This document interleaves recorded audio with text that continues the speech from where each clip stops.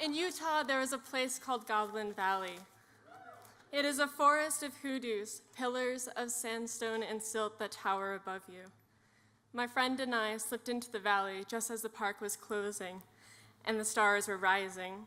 We were looking for the entrance to a place called Goblin's Lair, a slot canyon, a crack hidden among the hoodoos. We didn't find it that night, but we did get lost in the dark for hours. This is important. When I was little, I was afraid of the dark. But lost in Goblin Valley that night, I took my friend's arm and I said, "Look at the stars. That one's Mars. It's in retrograde. Do you know what that means?" We found Goblin's Lair eventually, the next morning. Under the desert sun, it is a gaping hole in the ground that marks a drop of 90 feet from ceiling to floor. And there I was, standing at the top, with my back pressed to a stone hoodoo, shaking.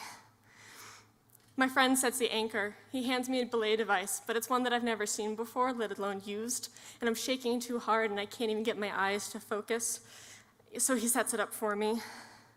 And then a second later, he starts toward the edge, and I'm standing there watching him back up, and I can't hold it in anymore, and I say, "Wait, I'm afraid of heights." "You might have to talk me through this." And he looks up at me and he says with a completely straight face, "I will not be able to talk you through this." I've learned something about being afraid because I am always afraid.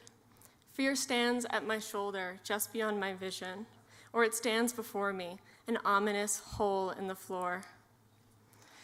Here's something else I know. I hate the phrase, "face your fears." It's an old cliche, and it's a dick thing to say to someone whose fight or flight response has gone so out of whack that they're frozen in place.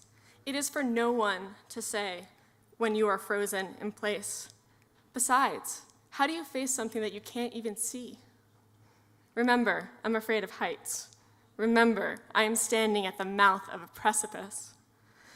I hear my friend's voice shout off rappel, and I'm looking at the towers going, I could walk out of here. I could find my way back to the car. But I don't, because I decide that the only way out is down. So I attach the belay device, and I lock and unlock and lock and unlock and lock the carabiner just the way I used to lock and unlock and lock and unlock and lock every door and window in the house that I grew up in. And I move toward it. I move toward that hole that is a metaphor for 1,000 other fears.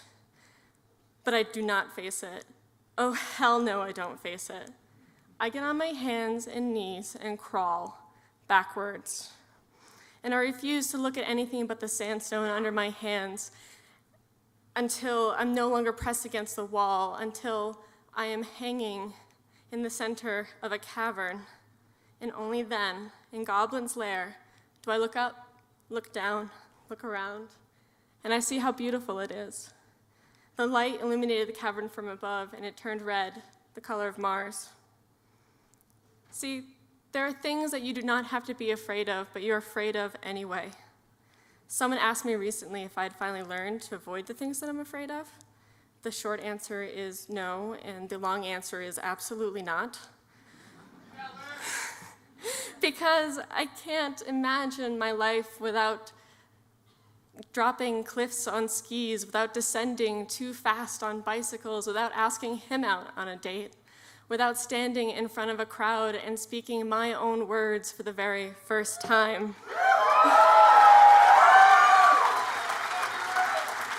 Fear, I find, is as alluring as it is repelling, so move toward it. Not all the time, though.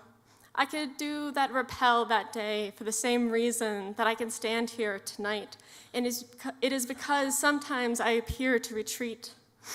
I go home and I sit in my safe house and I read my safe books and I whisper safe words into the leaves of my plants for weeks, for days, once for months. And then when I'm ready, I go out, because I do go out as often as I can, as much as I can, even if I have to get on my hands and knees, and especially if I have to move backwards, Because do this, because as E. E. Cummings writes, even stars walk backwards. Even Mars, the god of war, appears to move backwards. That's the definition of retrograde.